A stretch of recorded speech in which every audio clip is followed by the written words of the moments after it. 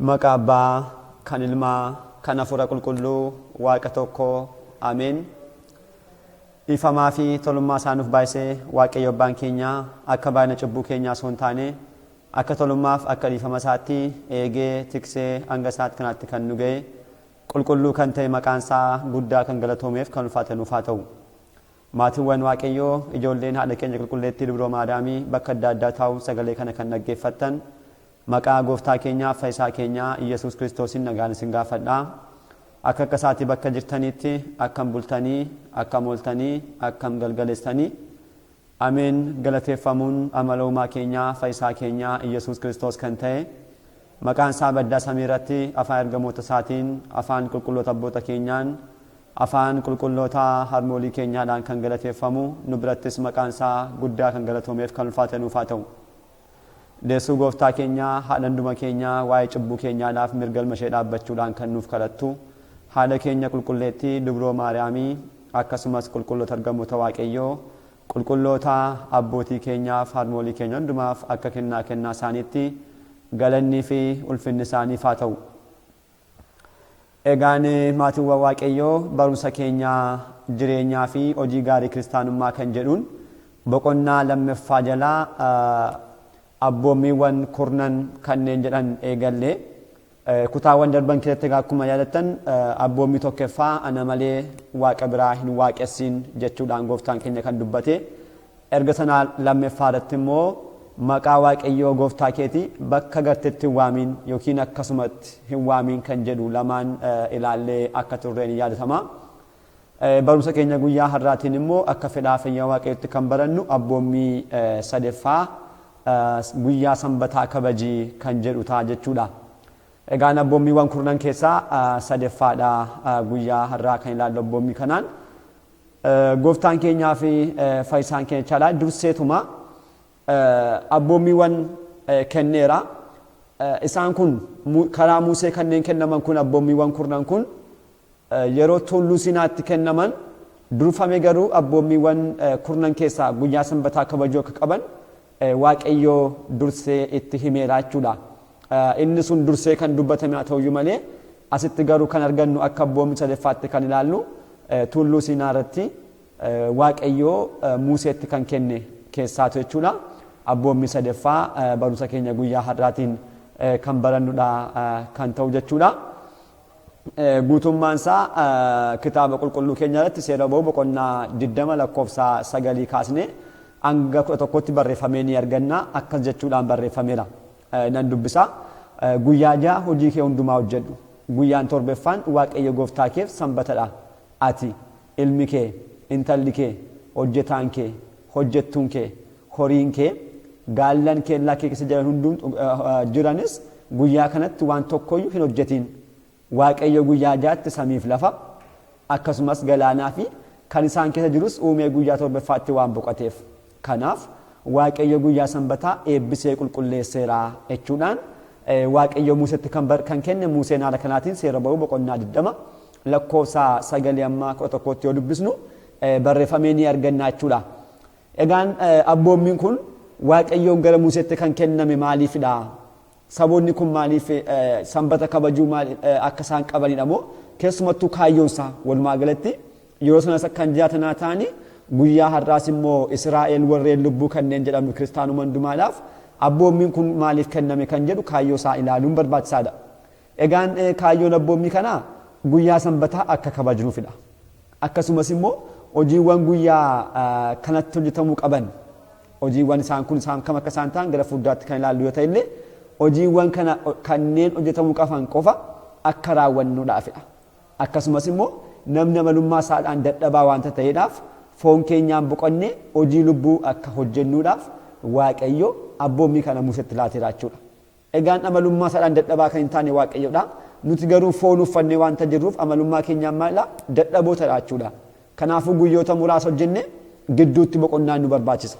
Waaqayyo kan akka taasisnuudhaaf akka boqonnuudhaaf maal taasise abboommii kana nuuf kenne jechaadha. Yeroo boqonnu kana immoo callisneetuma kan teenyu osoo hin taane hojiiwwan hojjetamuu qaban immoo hojjechuudhaan akka dabarsinuudhaaf Waaqayyo abboommii kana nuuf laateera jechuudha. Egaan sanbata jechuun maal jechuudha kan jedhu beekamuu qaba. hiikkaan sanbataa maali? Sanbanni eessaa dhufe kan jedhu maqaan isaa beekamuu qaba. Egaan jechi sanbata jedhu salphaadhumatti kan dhufe jecha Ibraayisxiirraan jechuma Ibraayisxiirraa kan fudhatame ta'etu hiikni isaa immoo xumuree boqote jechuudha. Xumuree boqote jechuudha. Kana jechuun egaan Waaqayyo gooftaan keenya uumama hundumaa erga uumee booda inni uumuu kan barbaadee fi uumuudhaaf kan eeyyame erga uumee booda maal taasise ni boqote. Ni boqote kan jedhamu kun Waaqayyo dadhabbiin isa bira jiraatennaan amalummaa isaatiin dadhabaa ta'ennaan osoo hin taane xumuruu isaa kan agarsiisudha. Kitaaba qulqulluu keessumattuu seera uumamaa boqonnaa 2:2 yoo dubbisne ni boqote kan jedhame maalidha? Ni xumuree ni raawwate jechuudha malee amalummaa isaatiin dadhabina kan agarsiisu miti. Garuu sanbata jechuun immoo hiikni isaa maal jechuudha? Xumure yookiin boqote jechuudhaan ni hiikama jechuudha. Egaan abboommiin sadeeffaa warreen kaanirraa adda kan taasisan wantoonni baay'een ni jiraatu. Abboommiiwwan jalqaba ilaale lamaan akkasumas immoo gara fuulduraatti kanneen ilaallu warreen hafan abboommiiwwan 7 jechuudha. Isaan kana keessaati abboommii kana adda kan isa taasisu abboommota hundumaa dursee kan kenname ta'uu isaa tokko. Kanneen biraas ni jiru. Garuu inni kun sirriitti beekamuu kan qabu abboommiiwwan hundumaa dursee kan kenname sanbata kabajuu akka qabnu laachuudha.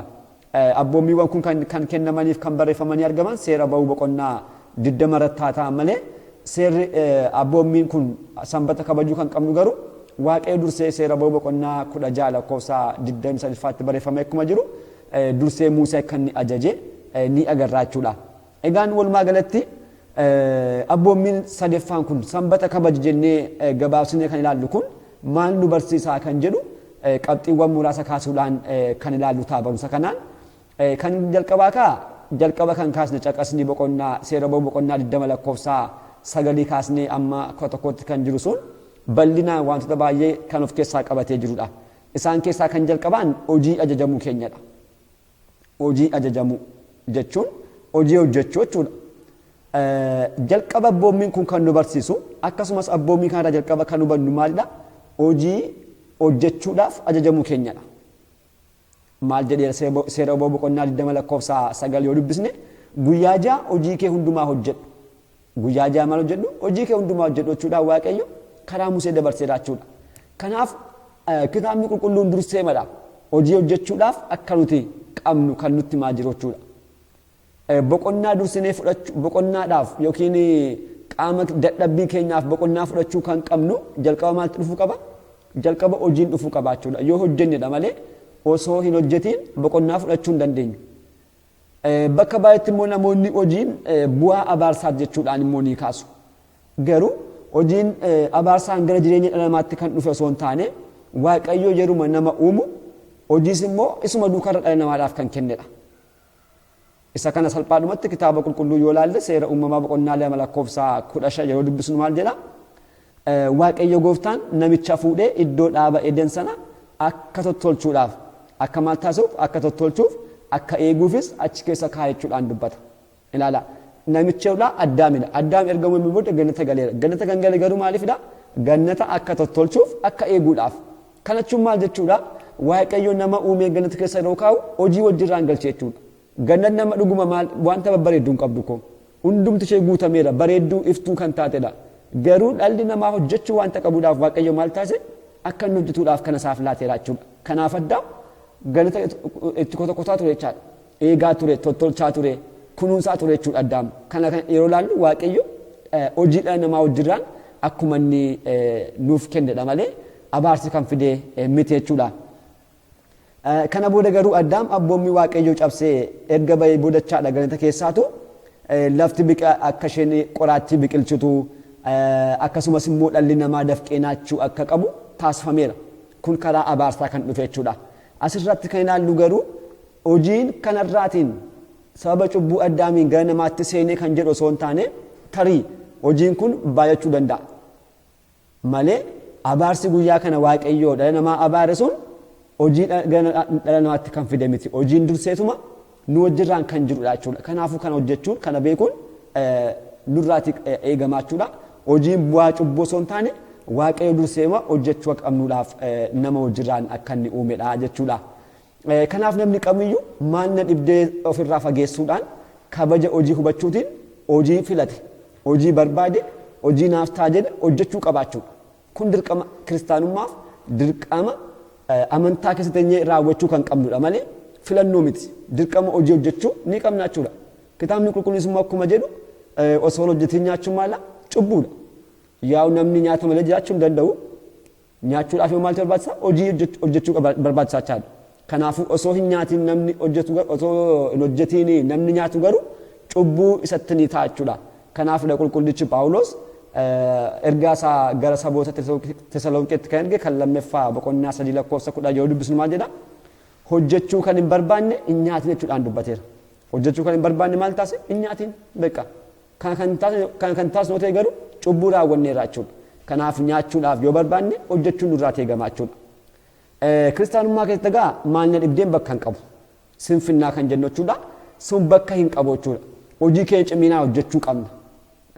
Akka nutti kennameen hojii sa'aatii keenya osoo hin balleessin sa'aatii keenyaaf tartiiba baasuudhaan hojii keenya raawwachuu qabna jechuudha. Hojii osoo jiru yeroo isaa maalna dhibdeedhaan kan dabarsu cubbuu raawwateera. Yeroowwan kana yeroo akkasitti callisee dabarsu kana Waaqayyo tajaajila kan nuuf kenne miti. Akka nuti itti hojjennuudhaaf karaa hafuuraa keenyas akka nuti itti jijjiiramnu waan ta'eedhaaf yeroo akkasii kana callisnee kan dabarsu yoo ta'e itti gaafatamna jechuudha. Darbees immoo yeroowwan akkasitti callisnee kan gubnu yoo ta'e maaltu ta'a? Hojii malee kan taa'uu kan baasnu yoo ta'e yeroo baay'ee gara cubbuutti fagaannaa jechuudha. Yaada keenyaan cubbuu raawwannaa, hawwii cubbuutti gallaa, callisnee kan nu galchine keessa galuudhaan oduu waa'ee namaa taphachuu kan nu galchine keessa galaa oollaa jechuudha. Kanaafuu hojiin kallattii alatti illee kun bu'aawwan kana ni qabaata jechuudha. Yeroo baay'ee namni biizii kan ta'u yoo ta'e, yeroo baay'ee hojiitti kan ariifatu yoo ta'e, cubbuuwwaniidhaaf bakka hin qabu jechuudha. Kanaaf haala kanaatiin hojjechuun nurraatu eegamaa jechuudha. Egaan haala kanaatiin namni hojjechuu osoo qabaatu namni yeroo hundumaa hojiidhaan qabamee jireenya isaa bara baraa kan taate mootummaa Waaqayyoo garuu irraanfachuu hin qabu. Waa'ee jireenya hafuurummaa isaa irraanfachuu hin qabu jechuudha. Kanaafidha Waaqayyo namni guyyaa torbaffaatti boqochuun waan hundumaa kan uume uumaa isaa kan ta'e Waaqayyoon akka waaqessuudhaaf abboommii kana isaaf laateera jechuudha. Hojii keenyaa yeroo hundumaa yoo qabamne maal taana Waaqayyoon irraanfannaa jechuudha. Jireenya keenya bara baraa irraanfannaa jechuudha. Kanaaf Waaqayyo maal taasise guyyoota kana keessaa guyyaa tokko sanbata taasisuudhaan akka itti boqonnu guyyaa kana immoo Waaqayyo guyyaatti waaqessu ta'uudhaan akka ta'u nuuf taasisee nuuf kenneera jechuudha. Egaan kana yoo ta'e sanbanni maalidha kan jedhu immoo beekamuu qabaachuudha. Waaqayyo sanbata nuuf kenneera. Sanbanni kun immoo maalidha? Yeroo jennu sanbanni kallattiimaan guyyaa Waaqayyoo kan taatedha. Guyyaa Waaqayyoo kan taate guyyaa kaanirraa addatti guyyaa kabajamtuuf eebbifamtuudha. Jalqaba kan kaasne caqasa seera boqonnaa 20 lakkoofsa 11 dubbisnu maal jedha? Waaqayyo guyyaa sanbataa eebbisee qulqulleesseera jechuudhaan dubbisa. Eebbisee maal taasise? Qulqulleesseera jechuudhaan dubbata jechuudha. Kanaaf guyyaan sanbataa guyyoota hundumaa keessaa addatti maal kan taate? Waaqayyoon kan eebbifamte, Waaqayyoon kan qulqullooftedha jechuudha. Qulqullooftee kan kennamtedha jechuudha. Kana booda kakuu haaraatti immoo qulqulloonni abboonni keenya maal jedhu? Guyyaa gooftaa, guyyaa Waaqayyoo jechuudhaan waamaniiru. Kana keessaa tokko yoo kaasne fakkeenyaaf qulqulluun Yohaannis maal jedha? Guyyaa gooftaatti hafuuraan hin ture jechuudhaan guyyaa sanbataa guyyaa gooftaa jechuudhaan kaaseeraa jechuudha. Kanaafuu guyyaan sanbataa kun maalummaa ishee guyyaa Waaqayyooti.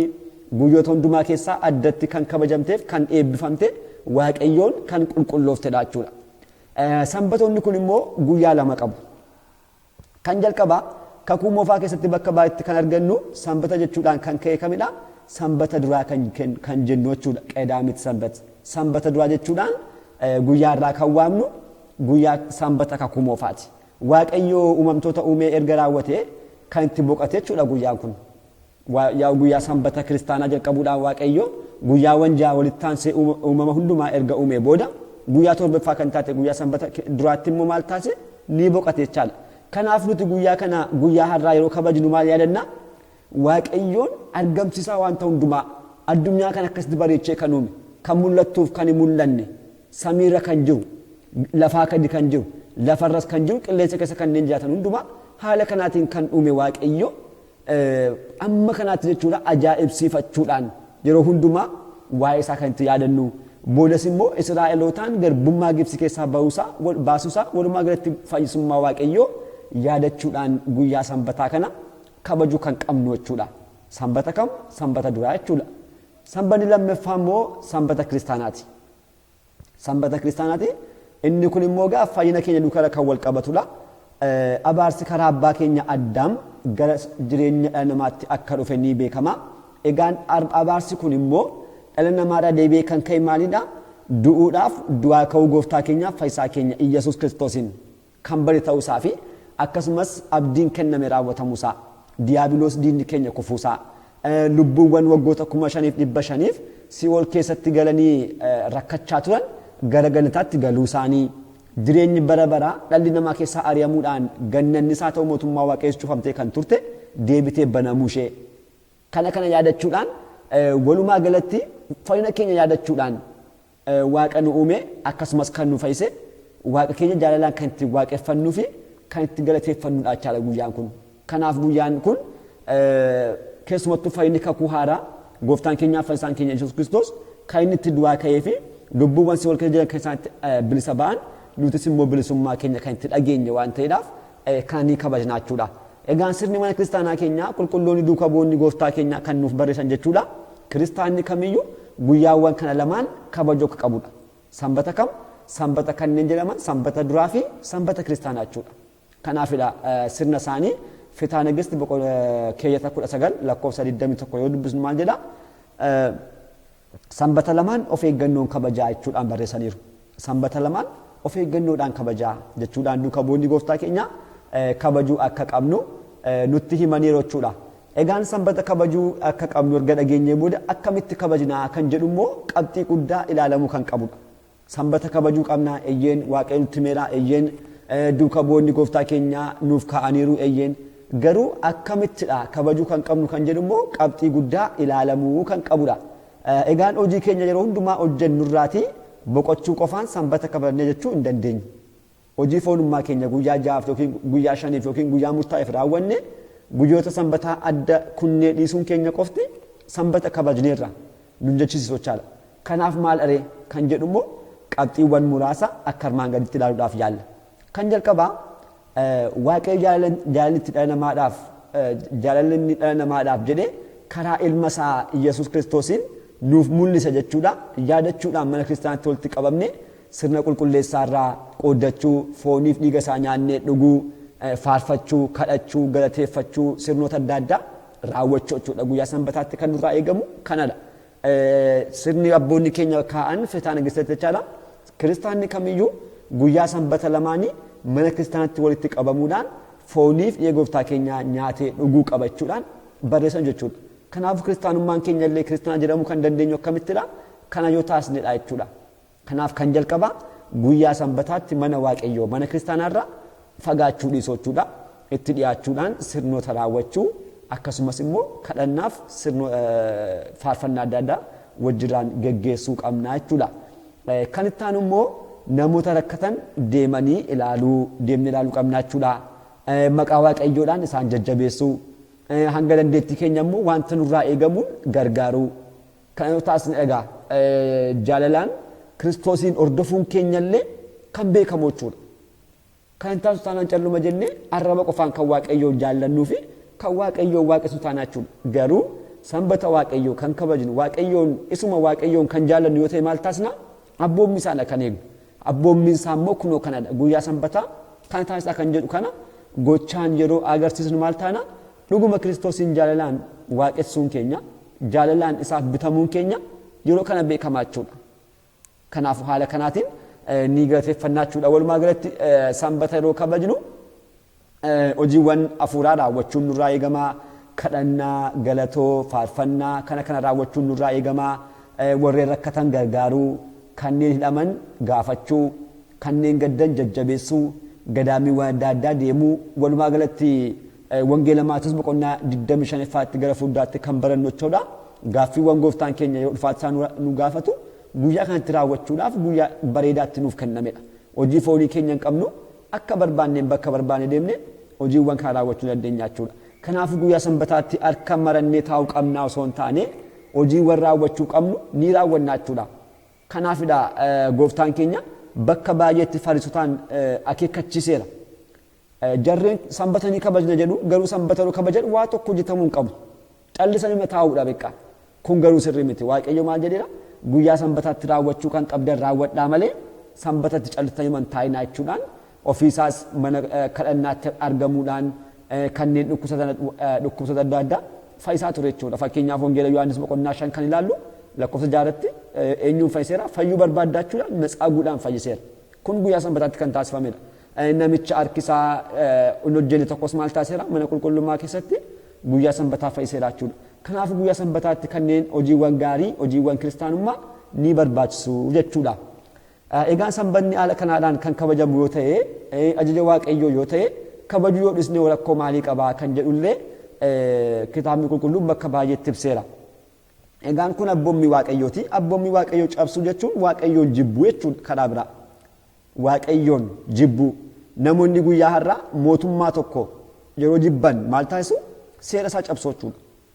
Guyyaa har'aa sanbata kan hin kabajnu yoo taane waaqayyo irratti wanta biraa banaa jirra jechuudha. Kanaaf kun beekamuu qaba. Caqasuun bakka adda addaatti garuu dhuguma adabbiiwwan namoonni baay'ee sanbata kabajuu dhabuu isaan irratti adabbii isaan argatan barreeffamee ni jira. Fakkeenyaaf seera lakkoofsaa boqonnaa 15 lakkoofsa 32 hanga 36tti sanbata kabajuu dhabuurraan kan ka'e nam tokko akka ajjeefame nutti dubbata. Kanaafuu kun abboommii waaqayyoodha. Adabbii guddaa kan geessudha jechuudha. Abboommii waaqayyoo kabajuun immoo nurraatu eegama jechuudha. Akkasumallee Israa'eloonni yeroo adda addaatti kabaja sanbata waaqayyoo dhiisuudhaan yeroo isaan waaqayyootti gungumaa turan waaqayyoo isaan akeekkachiisaa tureera bakka baay'eetti barreeffamee ni arganna. Hisqeel boqonnaa 20 lakkoofsa 12 Aamos boqonnaa 8 lakkoofsa 6 yoo ilaalle haaluma wal fakkaatuun ni arganna jechuudha. Kanaafuu walumaa galatti abboommii waaqayyoo ta'uu isaa beekne kabajuun nurraati eegama jechuudha. Kan kenname nuufidha akka ittiin nu fayyinuufidha jechuudha. Kanaafuu sanbatatu namaaf uumame malee namni sanbataaf hin uumamne jechuudha. Gooftaan keenya illee akkas jedheera. Sanbatatu eenyuuf uumame? Namaaf uumame. Kanaaf kennaadha jechuudha. Kun nuuf kennamte akka itti boqonnuudhaaf, hojii lubbuu keenya akka itti hojjennuudhaaf, foon keenyaafis immoo boqonnaa akka argannuudhaaf kan nuuf kennamtedha jechuudha. Kanaafuu guyyoota hojjechuu qabnu hojii keenya sirriitti hojjennee guyyaa waaqayyoo kan taate immoo kabajuudhaan hojiiwwan lubbuu keenyaaf ta'u yoo raawwanne dhuguma warreen gooftaa waaqayyoon jaallatan kanneen isa kabajan kanneen seera isaadhaaf bitaman ni taana jechuudha. Kana ta'uun immoo ijoollee waaqayyoo jedhamanii lakkaa'amuudha jechuudha. Egaa manni kiristaanaa keenya ijoollee waaqayyoo jettee kan ishee waamtu warreen cuubaman qofa osoo hin taane abboommii isaa eeguudhaan isa wajjiraan kanneen jiraatanidha jechuudha. Kanaafuu abboommiin sadeeffaan kana fakkaataa. Kutaattaanuun immoo abboommii afuraffaa abbaa keef haadha kee kabaji kan jedhu qabannee kan deemnu ta'a. Har'aaf asumarratti nu haa ga'u abbaa sagalichaa kan ta'e waaqayyo abbaa keenyaaf galannii fi ulfinni guddaan isaaf haa ta'u. Kutaattaanuun hanga deemnutti nagaa waaqayyootiin turtii gaarii galanni waaqayyoof.